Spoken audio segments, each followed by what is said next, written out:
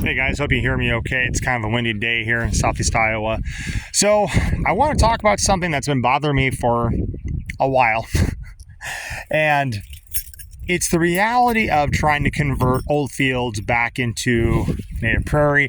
And keep in mind, nothing's ever a full, true restoration because you don't know what was here originally. Is there plants and landscape that are just gone forever? Is this what it looked like? Things of that nature. So there's a lot of things to consider when you are trying to manage an old field for native prairie, savanna, glades. Some situations, removing the cool season grasses, removing the invasive species, conducting fire, opening up the canopy to what historically may have been or close enough is all you need. I might have done a video on this, but I don't really remember. This field is a 4.5 acre field. Got 1.5 acres of a food plot. This is one part of it for doves. And we have a 1/2 acre fire break. The remaining 2.5 acres is this quail field. It's a quail restoration project I started on all my own dime. This is the first year I'm receiving cost share for some small projects. Not a big supplier, but I'm grateful for what I got.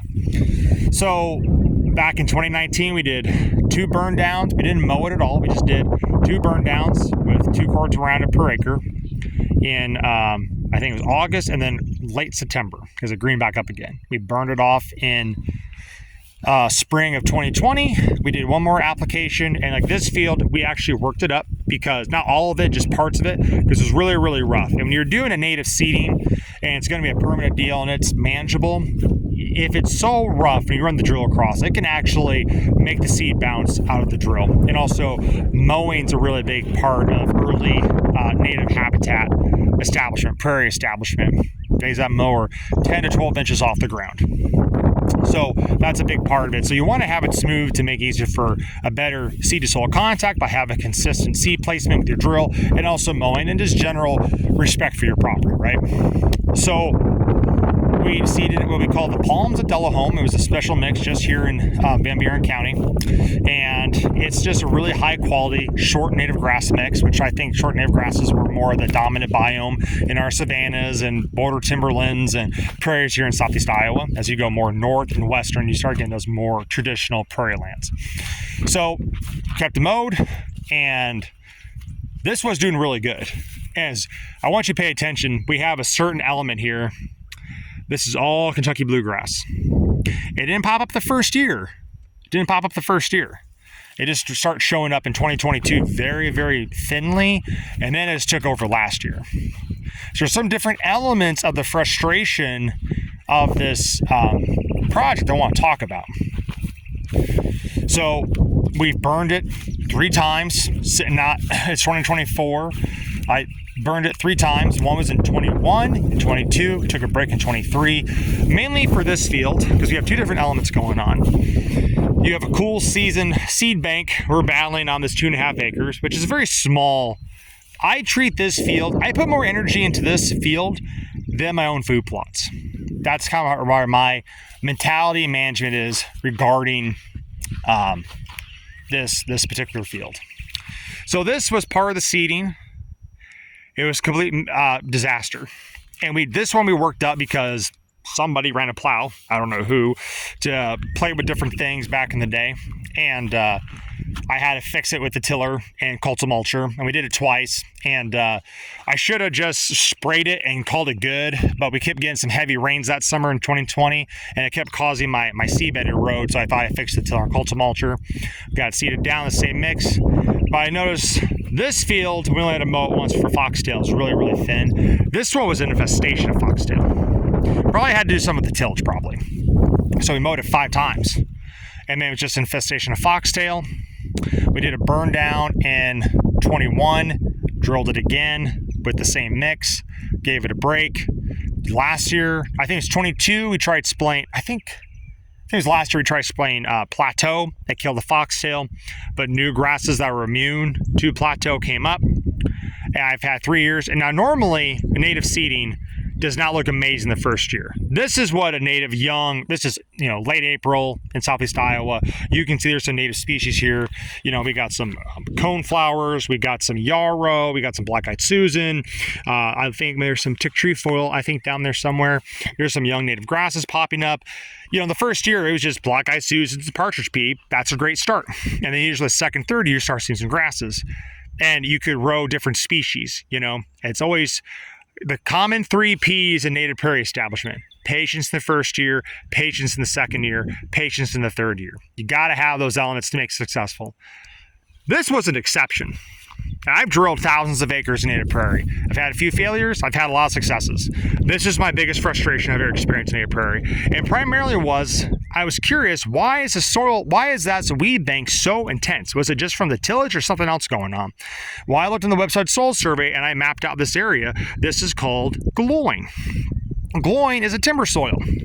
Timber soils don't really necessarily support great diverse native prairie seeds. I don't care. If you did like an Ada-Hayden mix out here, there's like over 90 species in that mix, something's going to stick.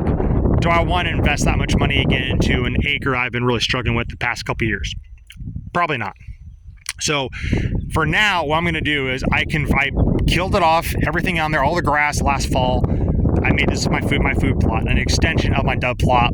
I'm hoping to move the dove plot somewhere else on the farm the next year or two, and then we're going to plant this to trees. I would like to do a direct nut seeding on this site and see what happens and see what's going on. So that's been one frustration. It's been a big learning curve, learning that, okay, just because you want to seed something to what you think it should be doesn't always mean that that's what it's going to be.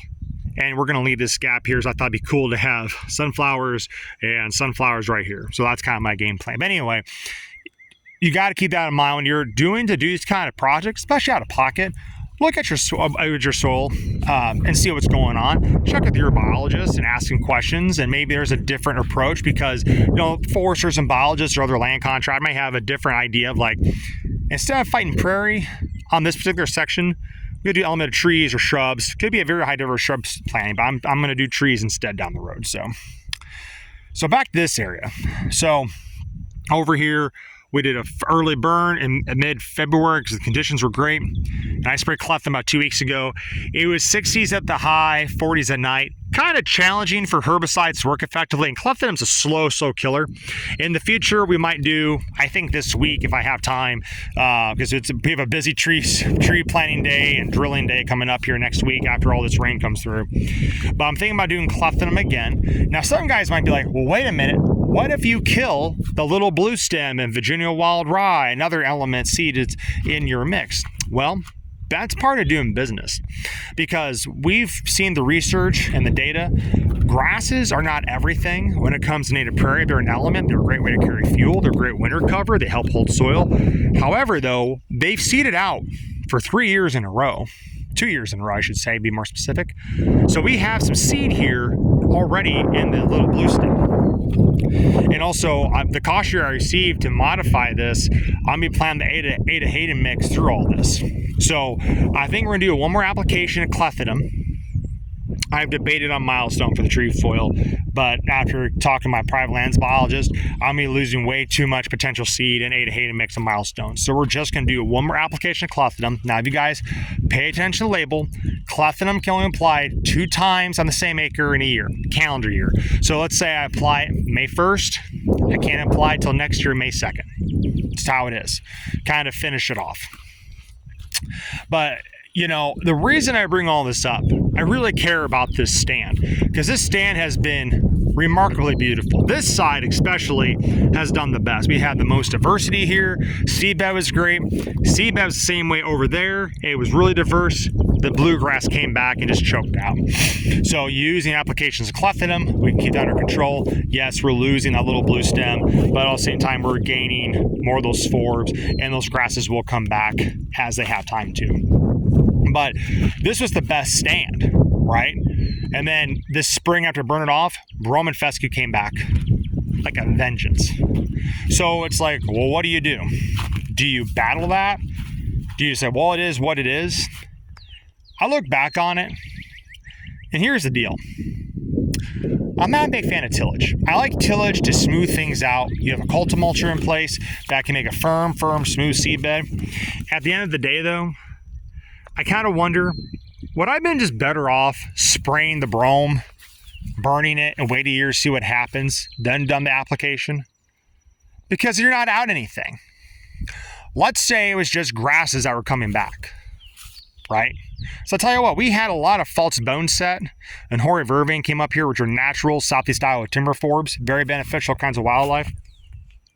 And, you know, we could have just kept spraying clethodim to keep the brome and fescue back, or just an early Roundup burn down, or mid-fall burn down, like early October, when all the stuff has seeded out, has seed pods, or seeded out, they're ready to go.